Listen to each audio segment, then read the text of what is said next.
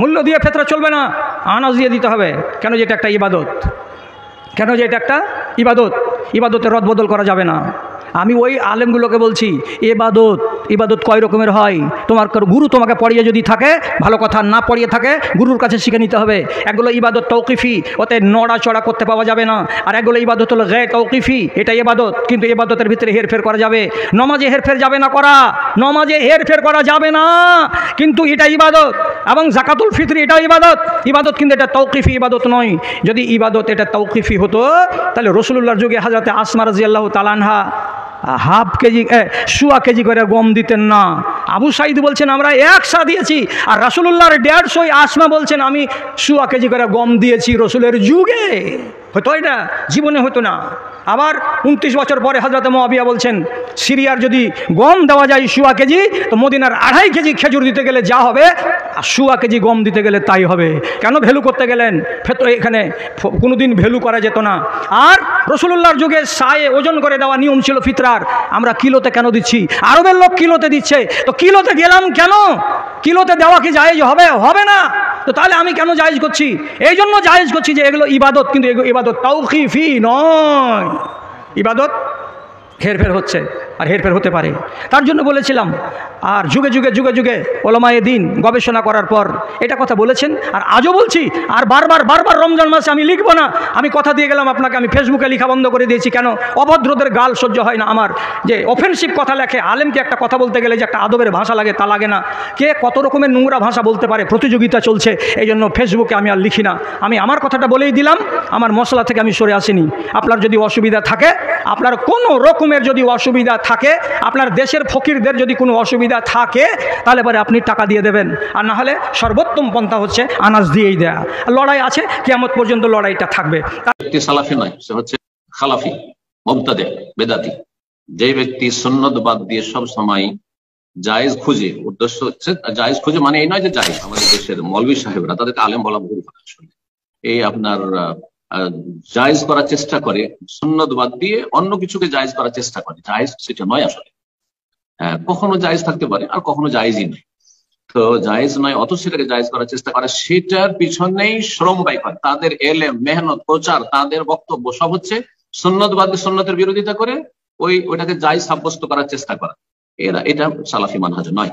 এরা আহলে হাদিসের সন্তান হলো, তারা আহলে হাদিস নয়, এরা আহলে বিদআতের অন্তর্ভুক্ত। মাকমুল এসকে, আপনি প্রশ্ন করুন। মাকমুল এসকে। আসসালামু আলাইকুম ওয়া রাহমাতুল্লাহ। জি বলেন। বলছি যে কোনো ব্যক্তি সুন্নাতের জায়গায় জায়েজ খুঁজে, সে ব্যক্তি সম্পর্কে জানা। যে আমাদের একজন পশ্চিমবাংলার একজন ব্যক্তি আছেন, তো প্রত্যেকটা ক্ষেত্রে সুন্নাতকে বাদ দিয়ে জায়েজকে প্রচার করেন।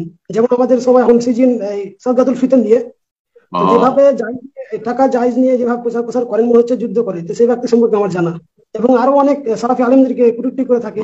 কোন বক্তব্যের মধ্যে যদি ভুল করে তো ক্রস চিহ্ন দিয়ে তাকে দাগ দিয়ে তাকে বাতিল করে।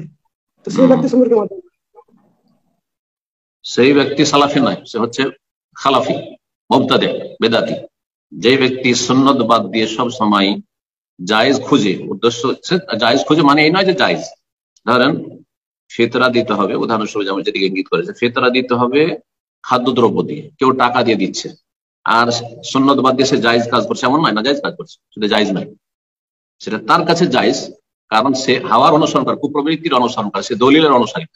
কথা বোঝা গেছে? না হলে কোন একজন সাহাবী খাবার না দিয়ে পয়সা দিয়েছেন শুধু প্রমাণ করে, তাহলে দলিল কোথায় হলো? নবী সাল্লাল্লাহু আলাইহি ওয়াসাল্লাম থেকে কোনো দলিল দিতে পারলেন না, কোন একজন সাহাবী থেকে দলিল দিতে পারলেন না। কোন একটা মযহাবে জায়েজ আছে, সেই জন্য আপনি জায়েজ করে দিবেন? মযহাব তো আল্লাহর ওহী না, মযহাব হচ্ছে ইজতিহাদ আলেমদের। যেমন আপনার মত তেমনই মযহাবের মত। দলিল যদি থাকে তো আহলান ওয়া সাহলান সেই মযহাবের, আর সেই মযহাবের ফতোয়া দলিল না থাকে তাহলে সেই মতটি পরিত্যক্ত। সুতরাং যেসব আমাদের দেশের মৌলভী সাহেবরা, তাদেরকে আলেম বলা ভুল কথা আসলে। এই আপনার জায়েজ করার চেষ্টা করে, সুন্নত বাদ দিয়ে অন্য কিছুকে জায়েজ করার চেষ্টা করে, জায়েজ সেটা নয় আসলে। কখনো জায়েজ থাকতে পারে আর কখনো জায়েজই নয়।